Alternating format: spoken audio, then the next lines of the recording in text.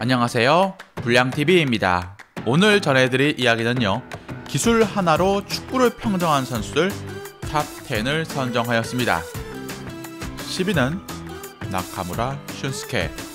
많이 움직이지 않지만 패스나 크로스를 잘 주었던 킥력 좋은 미드필더 슌스케. 셀틱 시절 슌스케는 축구 팬들로부터 다른 건 모르겠고 프리킥만큼은 월클급이라는 평가를 받습니다. 실제로 챔피언스 리그에서 맨유를 상대로 기가 막힌 프리킥골을 선사하기도 했죠. 스코틀랜드 리그 MVP를 받으며 고평가를 받고 라리가 에스파뇰로 진출했지만 6개월 동안 역대급 최악이라는 소리를 들으며 실패하고 말았습니다. 이유는 나이로 인해서 기량 하락 그리고 리그 적응 실패였습니다.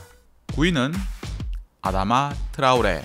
스피드로 리그를 호령한 대표적인 선수들을 보면 헤수스 나바스, 아론 레넌, 테오 올컷 등 스피드가 특출나게 빠른 반면 다른 패스나 슈팅이 상대적으로 아쉬웠던 선수들이었습니다. 2021년에도 이런 유형들의 선수들은 존재하죠. 첼시에서 슈팅 빼고 모두 훌륭하다는 평가를 받고 있는 베르너, 그리고 울브스의 근육형 윙어 아다마 트라우레도 그중 하나입니다.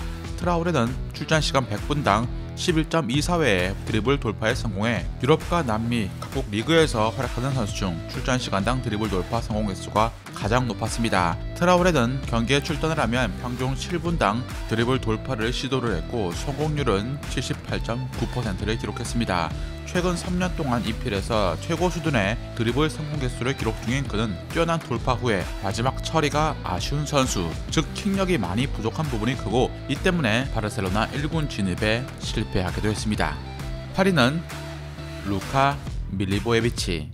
EPL에서 PK를 가장 잘 차는 선수 중 하나로 매튜 루티시에, 티에리 앙리에 이어서 역대 페널티키커 중 가장 높은 성공률과 성공 횟수를 자랑 중입니다. 게다가 미드필더 중에서 킥력이 좋은 편에 속하죠. 재미있는 건 EPL 진출 전인 올림피아코 시절 PK를 차지 않다가 크리스탈 팰리스 이적 후부터 찼다는 것입니다. 팰리스 입성 후 28골을 기록했는데 이 중 22골이 PK로만 넣은 것이었습니다. 그만큼 팰리스는 EPL 내에서 PK를 가장 많이 얻어내는 팀이었고 이는 레스터, 맨유, 리버풀에 이어서 리그 4위에 해당되는 것이었습니다. 하지만 이런 PK 획득 능력이 2020년 이후 거의 사라지면서 팰리스는 리그에서 고전을 면치 못하고 있습니다. 7위는 시몽 미뇰레. 종종 불안한 모습으로 리버풀 팬들의 마음을 뒤흔들어 놓았던 미뇰레는 페널티킥을 막기 위해서 골대 앞에 섰을 때만큼은 든든했습니다. 빠른 속도로 볼을 쳐낸 것이었죠. 미뇰레는 단일팀 기준 역대 프리미어리그 골키퍼 가운데 두 번째로 높은 PK 방어율을 자랑합니다. 프리미어 리그에서 리버풀 유니폼을 입고 14번 가운데 6번의 PK를 막아냈습니다. 10번 이상 PK 키커 앞에 선 프리미어리그 골키퍼 가운데 미뇰레보다 높은 선방률을 보인 선수는 1992년부터 1999년까지 첼시에서 활약한 드미트리 하린뿐입니다. PK 선방에 일가견이 있는 것으로 익히 알려져 있는 다비드 데야도 2021년 9월 PK 선방에 성공을 했는데 이는 리그 7년 만에 이룬 것이었습니다. 6위는 감스트 페데르센.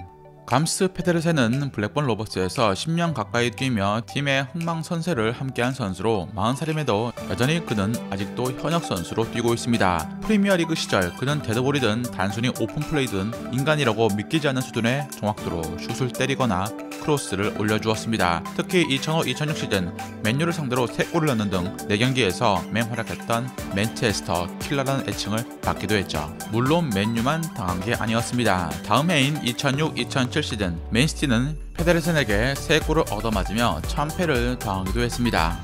5위는 니콜라 지기치. 피터 크라우치나 양 콜러처럼 키가 크지만 볼을 다루는 능력도 함께 좋은 선수도 있습니다. 하지만 지기치는 장신 하나만 믿고 산 선수였죠. 1998년 프로 무대에 등장해 세르비아 리그 득점왕에 올랐을 때도 그의 2m 2cm의 키로 리그를 점령한 상태였습니다. 지기치는 2006년 스페인 라리가로 진출하면서 빅무대 시험대에 오릅니다. 라싱에서 13골을 터뜨리자 1년 만에 발렌시아로 이적합니다. 그는 그때 나이가 26살이었고 팀엔 모리엔테스, 다비드 비아, 앙굴로가 포진했습니다.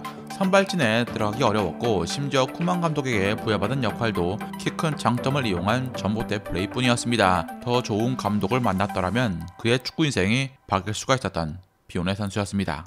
4위는 치차리토입니다. 맨유 시절 보여주었던 박스 안에서의 결정력과 기민한 움직임은 치차리토의 트레이드 마크였습니다.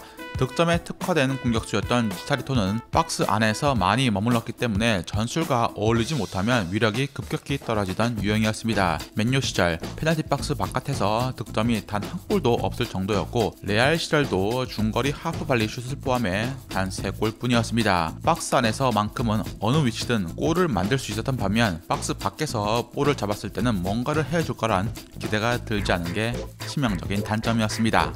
3위는 올리버 비오호프. 1990년대 클린스만과 함께 독일을 대표하던 공격수 비오호프는 190cm의 장신에서 뿜어져 나오는 헤딩 능력이 발군이었습니다. 어찌 보면 클로제보다 좀 더 헤딩 선배이면서 특화된 선수.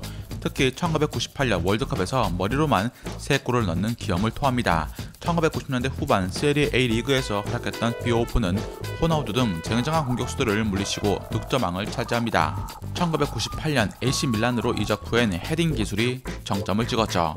1998-99 시즌 리그에서 19골을 장려시켰던 비오호프는 발로 넣은 게 단 3골밖에 되지 않았습니다. 나머진 모두 머리로 넣은 것이었죠. 2위는 로리 델라피입니다. 2008-2009 시즌 프리미어리그 최고의 히트 상품은 스토크시티의 인간 투석기 로리 델라비였습니다. 프리킥과 코너킥보다 더 위협적인 스로인을 던져 공격 루트의 신기원을 이뤘음을 보여준 축구계의 이단아였습니다. 시즌 중에 무리한 스로인으로 팔과 어깨, 골병이나 진통제를 맞고 경기에 나서는 투혼을 보여주기도 했죠. 시즌 말미로 갈수록 델랍의 스로인을 대비해서 점차 파괴력이 떨어졌지만, 그럼에도 불구하고 델랍의 스로인은 알고도 못 막는 수준이었습니다. 스토크시티는 이 덕분에 이 시즌 스로인으로만 무려 8개의 골을 만들어내며 전세계 축구 팬들을 경악시켰습니다. 2013년 인간 로켓 발사기가 리그를 떠났을 때 모든 프리미어리그 수비수들은 안도의 한숨을 쉬었죠. 대망의 1위는 필리포 인자기입니다.